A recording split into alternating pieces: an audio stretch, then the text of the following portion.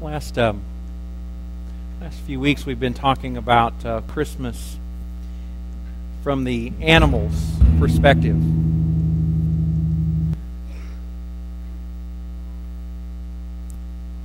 Just another one of those things. It's kind of like Christmas morning, you get up to plug in the tree and the lights don't work. We've been talking about Christmas and using the animals around the Nativity to help highlight the real messages of Christmas. We've talked about the donkey, we've talked about the cow, we've talked about the sheep. We're going to talk about camels next week as we consider the wise men. Have you ever noticed how much billing really the animals get? I mean, they're in all of our nativity sets. They're in most of the pictures that we use for Christmas. Most of our Christmas hymns have at least some mention of the various animals in them. And in the first service, we've been using one particular song. It's all about the animals, called The Friendly Beasts. And it's just a song about the animals of the Nativity. But for all of the mention of donkeys, cows, sheep, doves, and camels, there's one animal that gets no mention at all. And that's the one I want to talk about today. The mouse.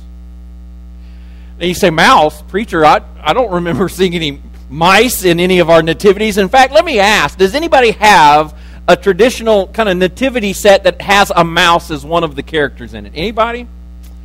Okay, I didn't think so. I haven't seen them. But you know how I know that there was a mouse present, even though we don't sing about it or have it in our nativity sets? Because there's no cat. All right, David, you get the prize. No, there was no cat. But you should have a cat anywhere there's other animals, right? A barn, you got to have a cat. Because where there are other animals and other animals being fed, which is where a manger is, what a manger is, there are always mice. And without a cat, the mice are going to be there.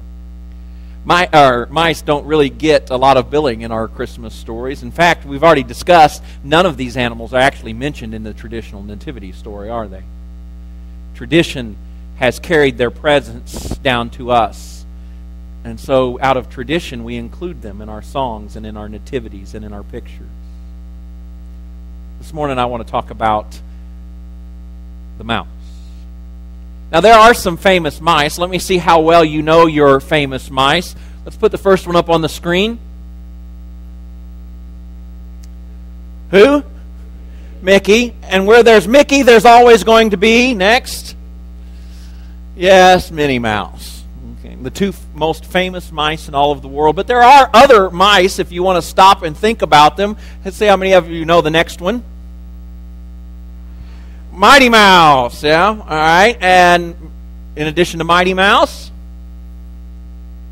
Jerry, all right. Not a big resounding response on that one. Tom and Jerry, all right. So Jerry the mouse, next.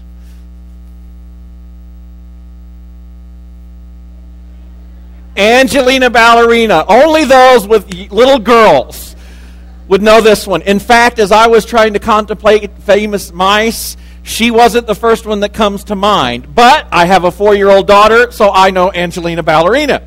All right, she's one of the more modern mice. You know, Mighty Mouse goes back a little bit. Angelina, I guess, is one of the new shows. Or if it's been around, I just hadn't been watching it. All right, which is, okay, good thing. All right, next. Speedy Gonzales. You know, I don't see Speedy Gonzales on Boomerang or Cartoon Network. Why?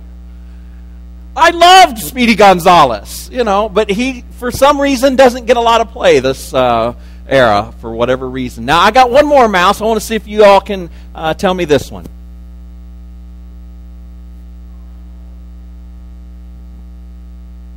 Christmas mouse, yeah, I guess. You realize how hard it is to find a picture of a mouse and the manger? Nearly impossible. when my friend and I were researching the idea of doing this series around the animals, we came across one nativity scene, a painting of one nativity scene that had a mouse in it. And in our infinite wisdom on that day, we didn't save the picture. And so when I went back this week trying to find that picture of the nativity scene with a mouse, I couldn't find it. Just like the internet, right? You find something once and then don't save it and then you can't find it again. It was a picture of a mouse sitting up on one of the rafters in this nice little stable picture. Could never find it, but I came across this one. And I thought, isn't this a wonderful picture? How many of you have seen the one that's been making the rounds on the internet lately of the, I think it's a German shepherd that had crawled up in the nativity or in the manger and was asleep there with baby Jesus? You've seen that one?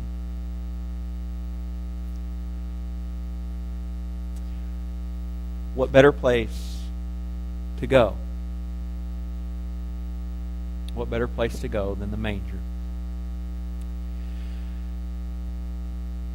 You might ask, preacher, I understand you talking about the other animals. They're at least in the traditional nativity story. But now you're going to preach a sermon, not only about an animal that's not mentioned in the story, but one that we don't even carry over in our traditional tellings of the nativity. Yeah. You know what the mouse represents to me? You know there's a mouse there. But he probably was just as unwanted at that moment as any mouse would be unwanted in our homes today. None of us want mice running around our houses. We certainly don't want mice running around where our babies are, do we? Mice are unwanted, dirty little animals. This past summer, we finally got around to cleaning out the garage. You know, after you move, you kind of settle in and everything you don't want to deal with gets shuffled to the garage or the back corner of the basement. Well, I finally decided I was going to tackle the garage. We're still waiting on the rest of the basement, but the garage I wanted to clean up. And I'm out there, and I mean, everything's getting taken out of the garage, so I can sweep it clean and get everything put away like it should be. And I go to take my golf shoes out. It's been a while since I've been golfing. And when I opened up the little golf bag that has my shoes in it, you know what I found? A nice, warm, cozy nest that had been made out of the mop head, you know, the string from the mop head. It had all been moved into my golf shoes. And mama and babies were still taking up residence. Now, I don't know how many of you have seen newborn mice. They're even uglier than the real thing, you know, the full-grown thing. But we took them out on the driveway, brought Riley out so she could see the little baby mice. They'd never seen that. I grew up on a farm, no big deal to me. And we kind of left them out there, trying to decide what to do. Since the kids were involved, we had to be very humane. So we just set the shoe under a shrub out in the back and figured we'll let mom and nature take its course. And I went back to cleaning the garage and a few more things to carry out. And I pick up my golf bag and I'm headed out the front of the garage. And right out of the top of the golf bag came this little mouse, jumped off the golf bag right onto my shoulder, ran right across me and jumped right out in the yard. I'm not sure who jumped farther, me or the mouse. I'm not really afraid of mice, but when they come flying out of your golf bag and land on your shoulder and run on, not exactly the way I want to approach mice.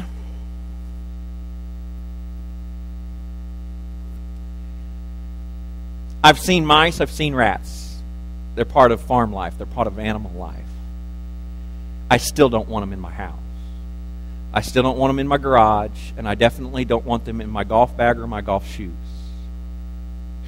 None of us want mice. That's probably why there are no mice in nativities. It's probably why we don't talk about them at the birth of Jesus, but they were there. Because animals were there, feed was there, it was a warm and dry place. And that's just where mice want to be. So I picked the mouse because it reminds us of this. The child that was in that manger, we call him Emmanuel, which means what? God with us. And who did that child come to be with? He came to be with those who have burdens, that He might carry those burdens for us. That's the lesson of the donkey.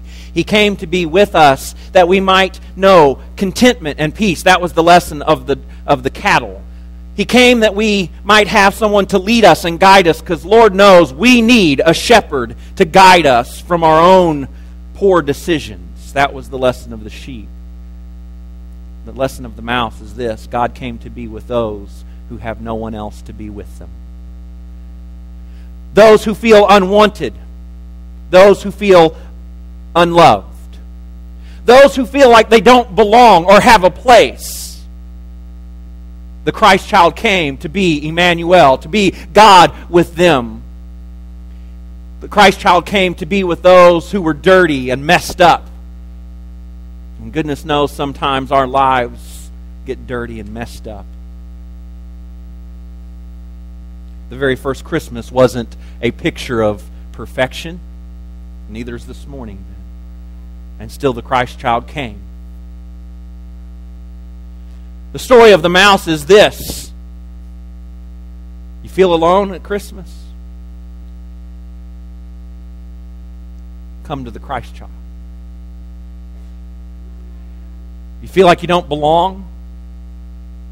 Everyone has a place at the manger of the Christ child. Still struggling to get your act together? Well, that's okay. Your life's a mess. The Christ child came for you. Jesus came to dwell in our midst, God in our midst, so that all of us, rich and poor, young and old, blessed and those who are struggling, those who have or think they have their act together, and the rest of us who struggle just to do something right each day. Those that everyone else says are not welcome, Jesus says, "Come unto me." Those that we keep at arm's length, Jesus puts His arms around. Those that stand in the distance and hide in the shadows or hide up on the rafters, Jesus says, "Come down and come to me." Zacchaeus was hiding up in the tree, that no good tax collector, and Jesus said, "Come down from there, for today I'm going to your house." He got into trouble all the time because he hung out with people of ill repute. And Jesus said, "I came to seek and to save, not those who have it together, not those who are on the way. I came to seek those who are lost and undone, those who are weary and tired and worn."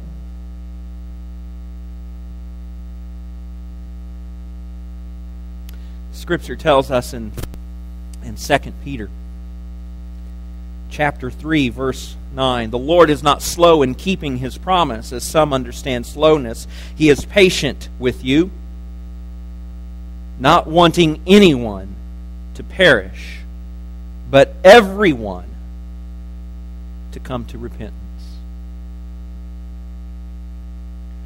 The story of the mouse is this: there's room for one more. It may not be the one that you pick to be in the story. It may not be the one that you would choose to welcome, but Christ welcomes them nonetheless. There's always room for yet another, because God's desire is that everyone would know that they are loved. So the story of the mouse is this: the unloved, the unwanted, the marginalized, the troubled, those who are just simply tired and have no place else to go. Well, they can crawl right up in the manger with Emmanuel, the God who chose to come and be with us. My Christmas wish for you is this: that in the story of all of the animals, even those that we do not sing about, you would understand the true meaning of Christmas. Emmanuel, He carries our burdens. Emmanuel, He gives us peace. Emmanuel, He leads us. Emmanuel, God with us He loves us, each and every